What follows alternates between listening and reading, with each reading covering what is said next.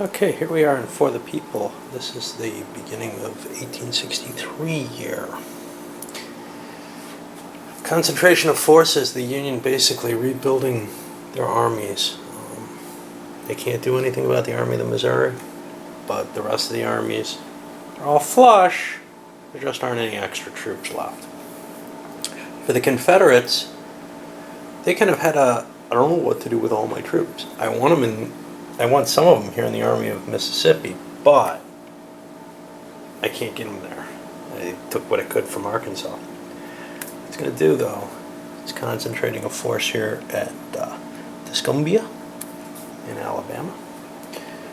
And the plan is to give Jackson that army and let him try to face the Army of the Cumberland.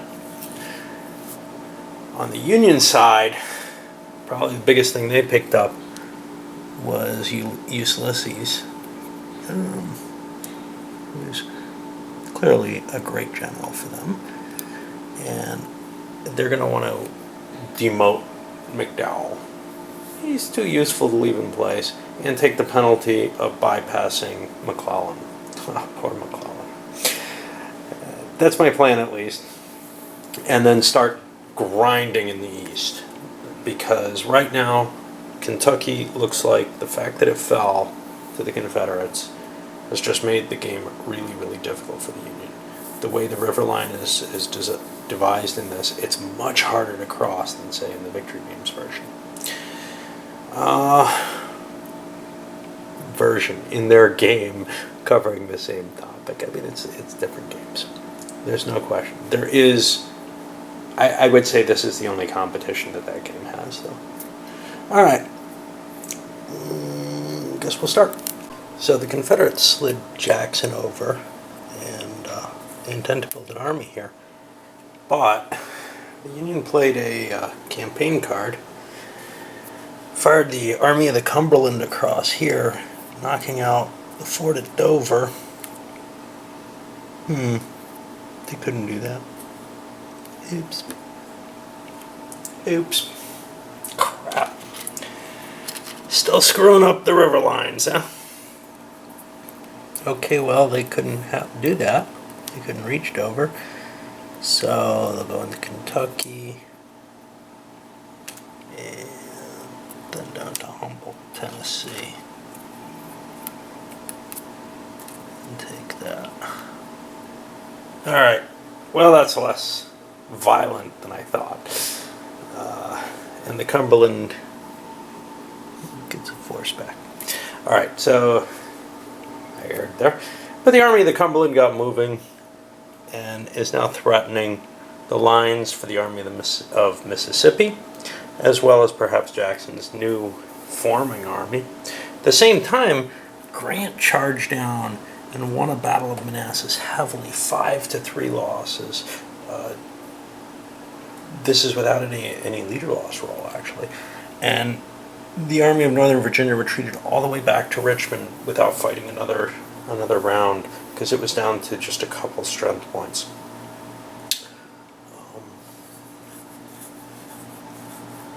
Good reason not to allow the enemy to have 2-to-1 odds on you, I guess, because it would have stopped them at least. But heavy losses, and now the Confederates are in trouble over there in the East. Okay, so now another minor campaign by the Union was played, and the Cumberland continued on, retaking Memphis and moving to Grand Junction. Trying to move to Corinth, Jackson intercepted him and defeated him. We've got losses, though, here. Let me see what we've got. Jackson lost his cavalry. The Army of the Cumberland's lost its cav. Much more exciting, though. The Union Army of the Potomac has swept through Richmond, down to Suffolk, chasing the Army of Northern Virginia, which they can't actually fight again after having defeated it. But they destroyed Richmond. Hey, I seem to do that every game. And that forces the capital to displace. And the strategic will, Confederate strategic will, is down to 28. That goes down to 0, they're done. That's looking pretty likely at this point. The Union just really just has to grind them down.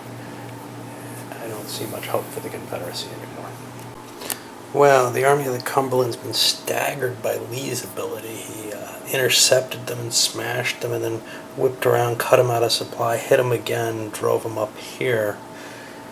They're down to 3 strength points total, as opposed to the Army of Mississippi, which is at 4. But I mean, they were a huge army not long ago, and there's just nothing. We're seeing why you really want Lee and a lot of good generals over in the Northeast, because, wow, this is dead. You know? But he can totally dominate when he's facing, you know, something that's not terribly impressive, like General Halleck alone. But it's just really, really impressive what can be done in terms of this. And I think you have to have the balance of the leaders in the right places as the Confederates to have any chance of holding the Union off in a situation like this. Now, the Confederates had good leaders. The Union took a chance on their attack, not a huge chance on their attack, and they won big on the large army table. All right, so now it's going to be the Union action. We'll see what they can recover from that after seeing the Army of the Cumberland just smashed. Unfortunately, that was all cheating. I have no idea how to fix it. There's no way Lee could have crossed the river. Same problem I had last time. Really, really tough for me to remember. There's nothing to mark it. You know, there's a fort down here. That's about the best there is. But the Union cleared all the forts out. The Confederates cannot cross the Mississippi. Oh well, they snuck across somehow. I was noticing when I tried to think, oh, can I get back here and smack the Army of the Missouri, which has moved in to fill in the gap? And the answer is no. The Mississippi's cut. That's why this was such a brilliant move by the Cumberland, was it had Lee out of supply and unable to get back in, really. Well, I'm just going to leave it as it is, say he slipped across the border. He's that good. But that's going to, you know, consistently, I think I'm going to have that problem in this game. It's not just forgetting about a rule. You know, there's just nothing to remind you of it. It's just hard. It's really hard. And I don't know what to say there, except I must be either really, really dense or I have this kind of problem regularly. And unfortunately in this, it's a huge issue. Losing something like that. Anyway, try to figure out what I'm doing with the Confederates. Well, the Confederacy needs whatever help they can get. Anyway, Jackson's Army of the West intercepted and destroyed the Army of the Cumberland. It was defeated and pushed back, but it eventually moved up to Paducah. The reason that there was no fort is the Confederates didn't have one in their countermix. They're all not available until next turn. So many were destroyed. Over in the east, still nothing happening in the Kentucky side. Over in the east, the Army of the Potomac did likewise with the Army of North Virginia, destroying it and losing the battle. No casualties anywhere except for the Cav general, who was lost, and there's a replacement for him. Current strategic will points. Those got to change because Arkansas is going to fall. So that's going to be 5 more for the Confederates. So the Confederates are going to be down to around, what, 18? And the Union, of course, will be somewhat higher. They're still over 100. All right. I'll do the cleanup for the turn, and then we'll go into the summer. Summer of 63, and after a turbulent turn, we see a couple armies being reformed, or at least starting to. Johnston, Price, and Hill show up here with 5 strength points in Fayetteville. And honestly, the Army of the Potomac isn't that much bigger. It's only at 6 strength points at this point after its march through Virginia. I don't know how much they're going to interfere with one another once those armies are formed. On the other hand, I can almost assure you the General Reynolds, and what a lucky pick. I only picked one general for this in order to get the advantage of forming an army possibly with Reynolds in command. I figure I can play a command point and rearrange lesser generals. Is going to be forming an army at Cairo. Some reinforcements showed up for generals elsewhere. The Army of the Missouri has Meade and McDowell. Might want to shift one of those out of there. Tennessee has a couple of generals. Grant didn't get any reinforcing generals. He's still got a pretty potent force. As to Cav, you can see the Union's got one in the Army of the Potomac. The Confederates have one each in Tennessee and Mississippi. It doesn't look good for the Confederates. 18 points, that's pretty easy to lose. What's Virginia worth? Virginia's worth 15 if that falls. So the Confederates have to stop that from falling. But they also have to defend against, other states falling. Kentucky's worth 10. Not that that's in any real danger right now. Really, I would say Virginia is their biggest risk. But you don't want to ignore the West, because they're going to lose if they lose that. That's where everything is right now. They've already lost some pretty serious value as it stands. Confederates chose not to take the first action. We'll see what happens. The new Army of the Cumberland's been grinding into the Army of the West a couple of times. It's driven the Army of the West down to only 2 strength points, while it's at 7. So if it keeps doing this, it's going to eventually break through it, even though if it's taking larger losses. It's been defeated each time. What wasn't defeated, however, was the Army of the Tennessee came slicing across and hit the Army of Tennessee. And this was using a minor campaign over there. They won a major battle out of it because those two armies are huge, which further dropped Confederate morale or whatever down to 13. It ain't much longer. Okay, here we are at the end of the 1863 turn, although I still have bookkeeping to take care of. Let's see what happened. The major fighting ended up stopping over here and here. We'll get our positions there. Poor Burnside's had dysentery. His force is now 1 strength point. But down here, Grant was trying to convert all of Virginia. And just as he got to that point, the Confederate Army was able to make a move and grabbed Richmond at the loss of A.P. Hill. Dewey's Bluff and whatever, maybe Petersburg as well. Preventing an immediate win, but also cutting the Army of Potomac out of supply, which means it's going to suffer dual attrition up here. At 1-2.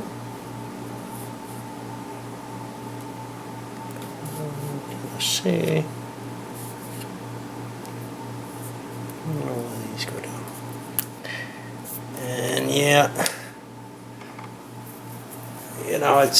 I don't think the Confederates can win the game, but right now it's kind of a point of how long can I last?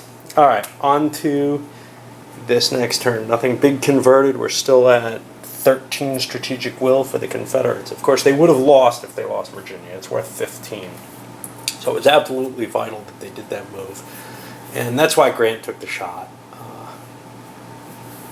He's going to get it eventually, but the other operational value that would have happened if they hadn't done this, they might have tried another attack with the Army of Tennessee. That still would have been a major battle last turn. It won't now after the attrition, but in the hopes, because they do really outnumber the Army of the Tennessee, that they'd be able to drive their strategic will up a little bit, but they're just trying to hang on as best as they can at this point. All right, so here we are in the fall of 1863, and let's see what happened. We had the reinforcements come. Army of Cumberland, up to a decent size. Army of Tennessee, or of the Tennessee, rather huge. Had to upgrade my Confederate armies to try to match what they're facing. Anything else? The Oh, new capital in Atlanta. The Army of Northern Virginia is up to size 6 as well, and remember, it's got the Army of the Potomac cut off out of supply here. That's kind of an annoying position for the Union, especially since they're only 4 strength points. They're going to have trouble getting out of there. And that's going to be one of the Confederate goals, is to try to destroy that, force them to rebuild up in Washington or whatever, and start the campaign all over again.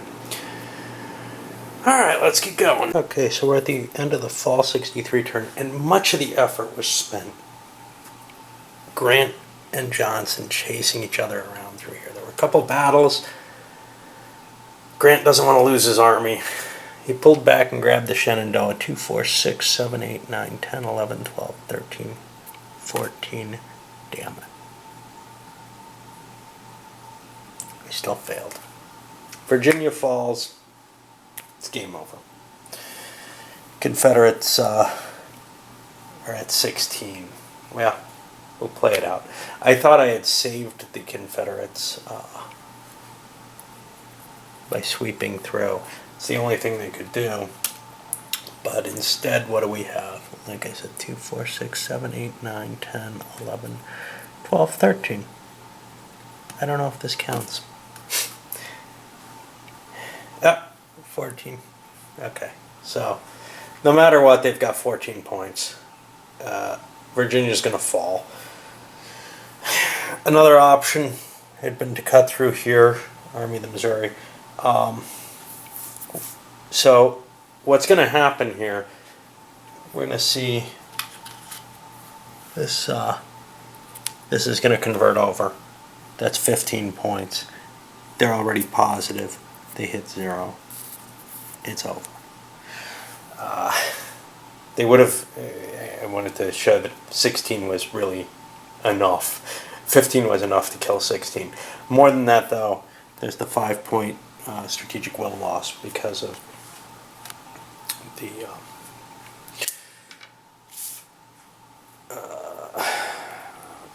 Emancipation Proclamation being in effect. So what do we have here? I still don't really have a feel for how to handle things, as evidenced by the fact of the river. But I can tell you one thing compared to the Victory Games game and a House Divided even, which is a point-to-point system. This one feels A, a little bit more fluid, and B, a lot harder for the Confederates to hold out in. I'm not sure how realistic a House Divided really is.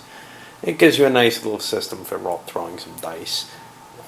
Very abstract, feels kind of like a war. That's good enough, you know. It's on the borderline of war games, maybe into the wimp game region. But with this, clearly this is a real war game. There's no question there. But it feels like, I don't know. It definitely seems to me that the Union has certainly a much, much easier job than they do in anything else that I've seen. But maybe I'm missing something. But here we have Kentucky, boom, bottlenecked. I don't know, you know, what was the big mistake? This wasn't a huge mistake. This was a really, really lucky die roll by the Union that killed off a lot more Confederates than I thought was likely. The Union Army was so big, though, that it throws things into the large battle table with even a moderate-sized Confederate army.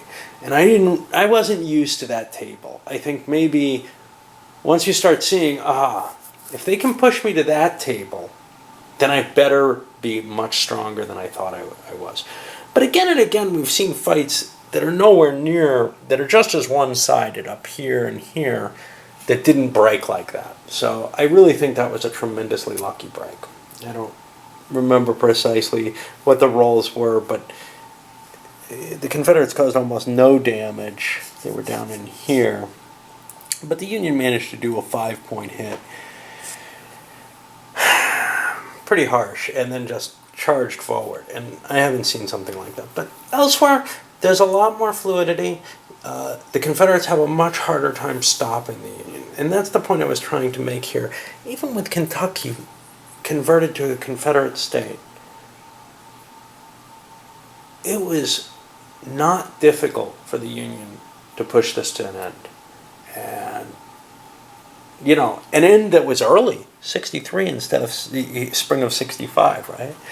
An end that was relatively complete. I'm not sure that you get this much completion. Certainly the Victory Games game you do not.